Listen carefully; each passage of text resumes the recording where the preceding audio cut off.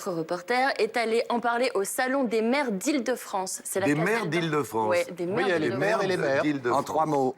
C'est la Casel'din, première partie. Une guerre d'ego sans précédent s'est engagée entre le gouvernement et les grévistes. Et pendant ce temps-là, ce sont les braves gens comme nous qui sommes pris en otage. Voyons ce qu'en pensent nos maires.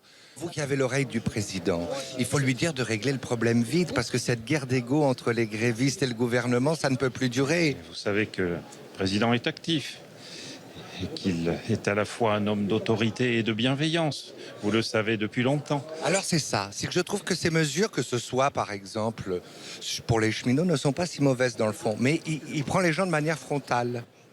Il y a un moment où il faut un peu d'autorité. Regarde quelle assurance.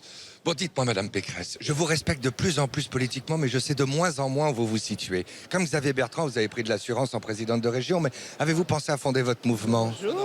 Bonjour, ravi. Pardon? Elle me parle pas, elle me snob avec ce sourire figé. C'est étrange comme attitude, on dirait Ségolène Royal. Allons. Vous savez faire avec le charme qui est le vôtre. Arrêtez, vous êtes flatteur, hein, vous êtes avec à bonne école avec Emmanuel. Une petite boule anti-stress, c'est pour le gouvernement, c'est pour M. Mézard, en ce moment. On va partager. Toute la campagne. Ah bah oui, ça, regardez. Les cheminots engagent un bras de fer sur les chemins de l'honneur. Des boules aux grévistes. Et le gouvernement pourrait faire un bras d'honneur au chemin de fer. Non, pardon. Monsieur Mézard, regardez. Pour déstresser. Hein, pardon? Vous avez toutes les qualités. Alors justement, j'ai été astucieux. Je réfléchis lentement, mais je réfléchis bien. Vous avez qu'à vous assouplir dans un premier temps, céder aux grévistes et revenir pendant l'été avec 1 ou 2 ordonnances, l'air de rien. Ça, c'est le côté vieux briscard de la politique. Vous avez toujours des idées géniales, vous. C'est vrai? Vous allez les suggérer au président? Je dirais que ça vient de vous. Non, parce qu'il va dire que c'est hypocrite. Oh, regarde, on a des casques de réalité virtuelle à la SNCF.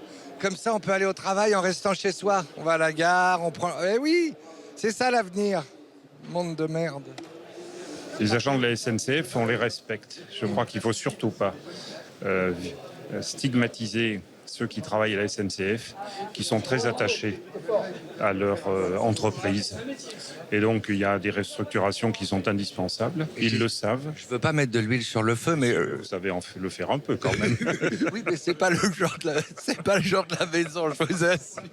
Présidente de région d'Île-de-France, elle accepte les cadeaux au Salon des maires, mais est-ce qu'elle accepte la nourriture? Une petite chouquette, Madame Pécresse. Est-ce que vous accepteriez? Pas des rétro-satanas. Ah, non, mais vous savez, je respecte le côté Macron qui fait des réformes. En plus, il fait ce qu'il a dit. Si vous voulez, il n'improvise pas. Tout à fait, ça change. Vous le savez que ça change. Oui, c'est très surprenant. Mais comme je vous le disais, le problème, c'est qu'il est frontal et on a l'impression que les Français sont un peuple de conservateurs qui n'aiment pas changer leurs habitudes, vous voyez? Un peu de difficulté à changer, mais vous savez aussi qu'ils attendent que ce pays se transforme, ce qui génère quelques tensions, mais il n'y a pas de réforme sans tension. Salut Sébastien, bonjour.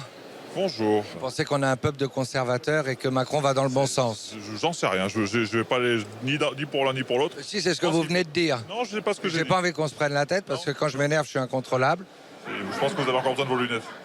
Pendant que vous parlez d'amour entre politique et entre maires, il y a le peuple gronde, le peuple rage, il passe des heures dans les embouteillages, il a des grèves. Ah mais attendez, moi je suis absolument favorable à un service garanti aux heures de pointe pour que on ait vraiment le droit d'aller travailler.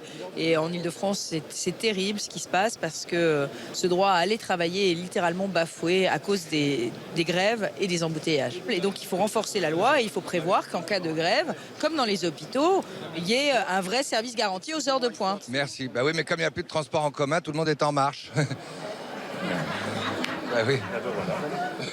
On en est où de ces voitures électriques qu'on avait inaugurées avec Elisabeth Borne, électriques et indépendantes? Elles seraient d'utilité publique. Bien, justement. Vous êtes tendu là, hein, parce que vous attendez la délégation. Je suis tordu. C'est que vous venez comme d'habitude au mauvais moment, puis ils sont en train d'arriver, je vais être obligé de les saluer. Alors je m'éclipse et je... Quand il faut pas. Eh ben oui. C'est l'habitude chez vous, hein. Et Sébastien, je t'ai à l'œil. Hein. Là, il me cherche depuis tout à l'heure, il m'agace. Ne le cherchez pas trop. Patrick Collier, je vous présente Sébastien Chabal. C'est pas Valérie Pécresse, mais c'est bien quand même. Hein. Je connais M. Chabal, j'ai beaucoup d'admiration et de respect pour lui. Moi, beaucoup de respect.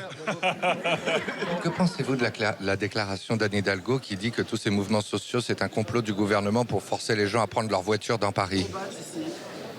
Je ne fais pas de commentaires sur ces déclarations. Mais regardez qui je vois. Enfin, un repère à droite qui a la classe. Bonjour, monsieur. Vous faites avec des clémentines? Eh ben, c'est pas des clémentines, c'est pour stresser dans les transports. Vous êtes un petit peu en retard parce que vous aussi, vous souffrez des grèves. Tenez-moi le micro, je vais jongler, s'il vous plaît. Oh, non, je vous laisse. Vous avez senti avant les autres, finalement, que la droite devenait un peu trop radicale, vous qui êtes un homme nuancé. Violemment modéré, même. Ça va, monsieur? Je cherche pas, toi, je te casse la tête. Je te casse la tête, je te jure. Dis donc, me dites pas que vous avez trouvé un job de garde du corps de Jacques Mézard. Si. Bon, alors dites-moi juste une chose. Vu qu'on disait que les voitures autonomes évoluaient, est-ce que vous avez pensé aux trains autonomes? Il y aurait moins de contraintes et puis comme ça, ils pourraient faire grève tant qu'ils veulent, les trains rouleraient quand même. N'en rajoutez pas. Le cynisme serait mal pris. Mais en attendant, c'est eux qui bloquent le pays, là. C'est- Oui, bon, moi, je vous fous la paix. Je vais aller jongler ailleurs.